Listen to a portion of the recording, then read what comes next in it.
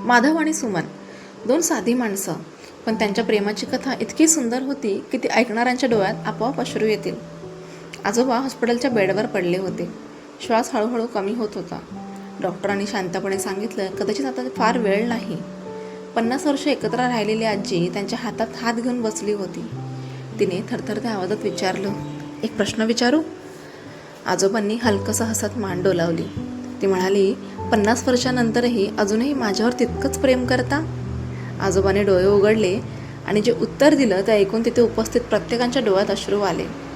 पुढचे काही मिनटं स्किप करू नका, कारण ही कथा तुम्हाला प्रेमाचा खरा अर्थ शिकवेल.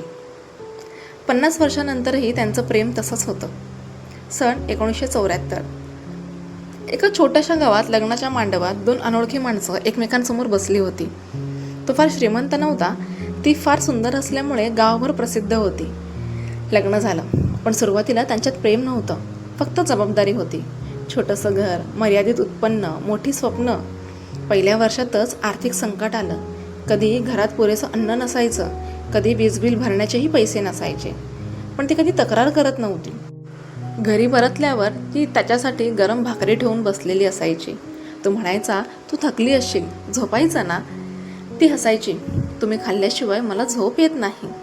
वर्षे सरत गेली. त्यांना 2 मुलं झाली. मुलांचं शिक्षण, खर्च, आजारपण. जेवण सोपं नव्हतं. कधी त्यांच्यात भांडणं झाली, कधी राग आला, कधी काही दिवस अबोला धरला. पण एक गोष्ट कधी बदलली नाही. संकट आलं की ते दोघं एकमेकांच्या बाजूला उभे राहायचे. एकदा त्याला मोठा अपघात झाला. डॉक्टरांनी सांगितलं, पूर्ण बरे होण्यासाठी अनेक महिने लागतील. त्या काळात ती दिवस रात्र त्याची सेवा करत राहिली. त्याचं औषध, ड्रेसिंग करणं, जेवण आणि देवासमोर बसून त्याच्यासाठी प्रार्थना करणं. ती स्वतः थकली होती, पण त्याच्यासमोर नेहमी हसायची. तो हळू आवाजात म्हणाला, मी तुला काहीच देऊ शकलो नाही. त्याच्या हातात हात घेऊन म्हणाली, तुम्ही मला तुमचं आयुष्य दिलं, त्यापेक्षा मोठी भेट कोणती? मुलं मोठी झाली, स्वतःच्या आयुष्यात व्यस्त झाली. घरात आता फक्त दोघेच उरले. सकाळचा चहा, संध्याकाळची फेरफटका, एकमेकांच्या औषधांची आठवण. प्रेम आता शब्दात नव्हतं, ते सवयीमध्ये बदललं होतं. ती त्याचे चष्मे शोधून द्यायची, तो तिच्या गुडघ्यांना तेल लावायचा. ती विचारायची, आज औषध घेतलं का? तो विचारायचा, तुला त्रास तर नाही ना? 50 वर्षानंतर त्यांच्या लग्नाच्या सुवर्ण महोत्सव आला. संपूर्ण कुटुंब जमलं, सगळे आनंदात होते. पण काही महिन्यांनी त्यांची प्रकृती अचानक खालावली. हॉस्पिटल, मशीनचा आवाज, डॉक्टरांचे गंभीर चेहरे, सगळ्यांच्या मनात भीती होती. ती त्याच्या बाजूला बसली होती. 50 वर्षापूर्वी त्याचा हात धरला होता, तोच हात आज पुन्हा तिच्या हातात होता.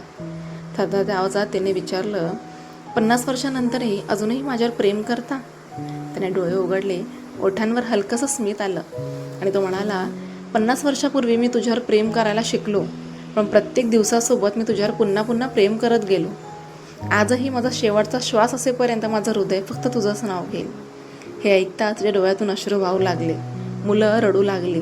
नर्सेसच्या डोळ्यातही पाणी आलं, कारण त्या क्षणी सगळ्यांनी जाणलं, खरं प्रेम मोठ्या शब्दात नसतं, ते रोजच्या छोट्या काळजीत असतं, संकटात साथ देण्यात असतं आणि शेवटच्या श्वासापर्यंत न बदलण्यात असतं. त्या रात्री त्याने तिचा हात घट्ट धरलेला असतानाच डोळे मिटले. मग तिच्या चेहऱ्यावर दुःखासोबत एक शांत स्मित होतं, कारण तिला माहीत होतं त्यांचं प्रेम कधीच संपणार नव्हतं. जर तुमच्या आयुष्यात अशी एक व्यक्ती असेल जी काळ बदलला तरी तुमच्या बाजूला उभी आहे, तर तिची किंमत नक्की ओळखा, कारण खरं प्रेम वेळेनुसार कमी होत नाही, ते प्रत्येक वर्षागणिक अधिक गहीर होत जातं. ही कथा मनाला स्पर्श करून गेली असेल तर कमेंटमध्ये खरं प्रेम अजूनही जिवंत आहे असं नक्की लिहा. आणि अशाच हृदयाला भिडणाऱ्या प्रेमकथा ऐकण्यासाठी लाईक, शेअर आणि सबस्क्राईब करायला विसरू नका. पुन्हा भेटूया अशाच एका नवीन कथेसोबत. श्री स्वामी समर्थ.